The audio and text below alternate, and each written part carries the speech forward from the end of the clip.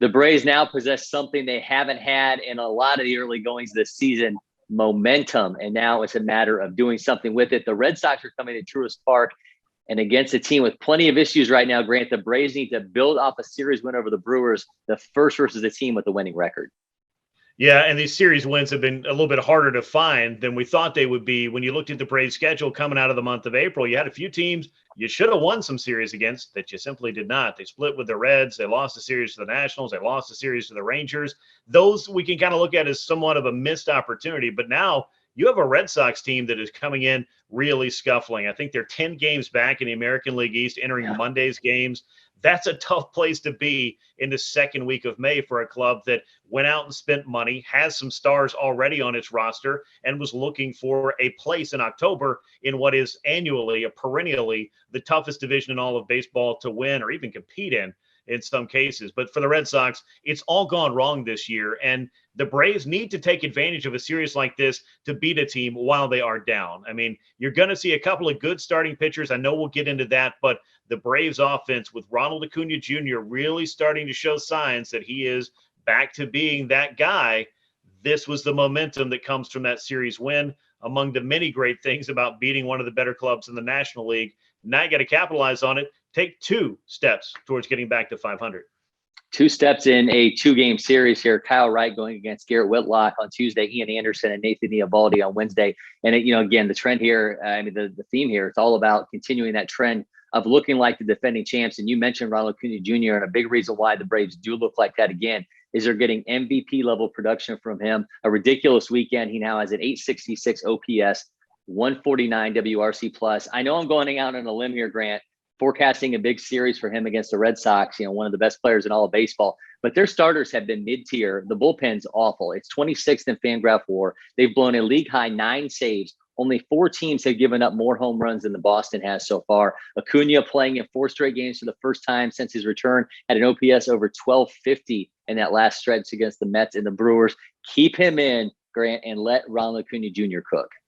Yeah, and what a great week it is if you're looking to find ways to keep Ronald Acuña Jr. in your lineup and engaged, and also find time to rest him. He gets to rest on Monday. He plays 2 games. He gets to rest on Thursday. He did play every game of that Brewers series, so 3 days in a row. He did the same in the Mets, though he did sit out one of the games of the doubleheader. And, of course, the off day allowed you to get reset and jump into the weekend series. So I don't think playing 3 games in a row is really that big of a hurdle anymore for Ronald because he's done it in back-to-back series. This, of course, again, is a 2-game series, and I can't wait to the point where we're no longer talking about what does his workload management look like, how can we get him a little bit of a breather. But on the other hand, I completely understand trying to take good care of him as he does get himself back into everyday playing, not shape, but just getting used to it again after a very long layoff. But as far as what the production is, and as far as what Ronald Acuña Jr. is showing, what the indicators are, this is a guy that is hitting now, I think, his stride. You're seeing the exit velocity of 100 miles an hour plus. You're seeing home runs. You're seeing him out on the base paths, stealing bases. He scored from first on that pop fly by that Christian Yelich had fall in front of him off the bat of Matt Olson. I mean, that was an incredible, incredible showing. I mean, it may not have been Yelich out there in left field, but regardless, the ball fell, and Ronald Acuña Jr., with 2 outs, was off to the races, sliding into home plate about quicker than you could blink. And those are the kind of things that we want to see from Ronald Acuña Jr. I hope we see more in this series, and I hope that we've got about 130 or so games worth to see down the stretch here. And we haven't even gotten to the stretch yet, but it's exciting to have Ronald setting the tone in this lineup, long story short. Yeah, I think the conversations about workload are about to come to an abrupt halt here pretty soon. I just brushed the surface, by the way, on the struggles of the Red Sox this season. You mentioned they're in last place in the AL East. They have fallen behind quickly and largely with an offense that has been among the league's worst. Trevor Story, who they went out and spent $140 million on over 6 years on, has yet to homer, has a 194 average, a 82 WRC plus. Boston comes to Atlanta ranked 28th in Fangraph WAR, 28th in WRC plus, hitting 21% below league average. There's still some dudes, though. I mean, let's not completely say that this is a horrible team. They've got Rafael Devers, Xander Bogaerts, JD Martinez. They're all above 35% or higher above league average right now. But that trio is responsible for 9 of this team's 16 homers. The struggles of this team must be music to the ears, though, by the way, of Kyle Wright, who is absolutely rolling, a 174 ERA. That's sixth among all starters, a 30% K rate that comes in ninth. Grant, this seems like another opportunity for Kyle Wright to just keep riding the momentum that he's built so far.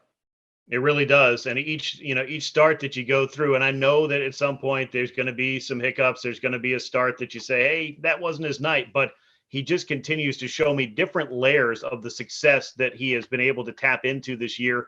And really the success he started tapping into in his time in AAA Gwinnett, as I think he kind of went back to the essence and the basics of what made him a successful pitcher. I know you and I talked about this on From the Diamond over the weekend with your conversation with Kyle about going back into the laboratory, basically looking at film and trying to figure out, hey, what made me so good back then? Because I don't know that I've felt like that in quite some time. I thought that was a great story. I mean, clearly those are the kind of conversations that when you're around and you get to, get inside the mind of somebody who's been working as hard as Kyle Wright has to figure it out at the big league level, that lets you know he is doing the work. The stuff was always there. It was never in question. And yeah, this is the next and latest opportunity for him to continue to give the Braves what he has this season. And that has been a quality or better start every time out. And one of the more pleasant surprises, not just for the Braves, but I think in the early going of the Major League Baseball season, this was a guy that really had been looking for it for a while. And you kind of wondered if the door was going to close, if he didn't reach up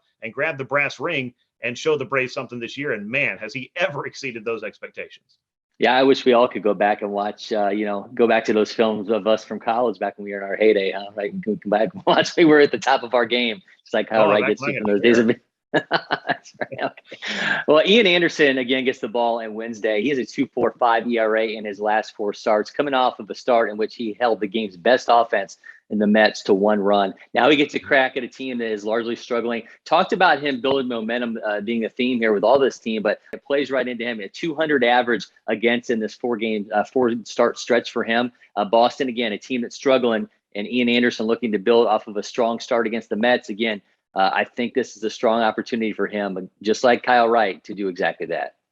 Yeah, and Ian has this knack, I think, of even though he has to work with a few extra base runners, even though it seems like, the command is a little bit of a battle for him at different times and starts and sometimes more than others, he does have this stick-to-itiveness and this ability to kind of grind through it. And sometimes that does cost him in the pitch count department, which ends up costing him a few extra outs that he might have been able to give the Braves at some point. But it is, I think, a good trait to have that you've got somebody that just goes out there and keeps pushing his way through. And I do think he started to turn the corner after a few questionable starts early on where you kind of wondered, is he really ready? Did he have enough time in spring training? Is he going to be able to give the Braves enough here? Do we have another question mark in our rotation? About the time that those conversations started to percolate a little bit, he went out there and had a couple of outings that made you realize, I think this guy's going to be okay. It just, for some pitchers and for some players, and it doesn't matter what the sport is, sometimes it's just a little bit harder. It doesn't always look easy, but I think Ian Anderson has shown us enough since bursting onto the scene in 2020 when the Braves desperately needed help in their rotation that he can be a guy and that he can be an answer, and I believe that he will be.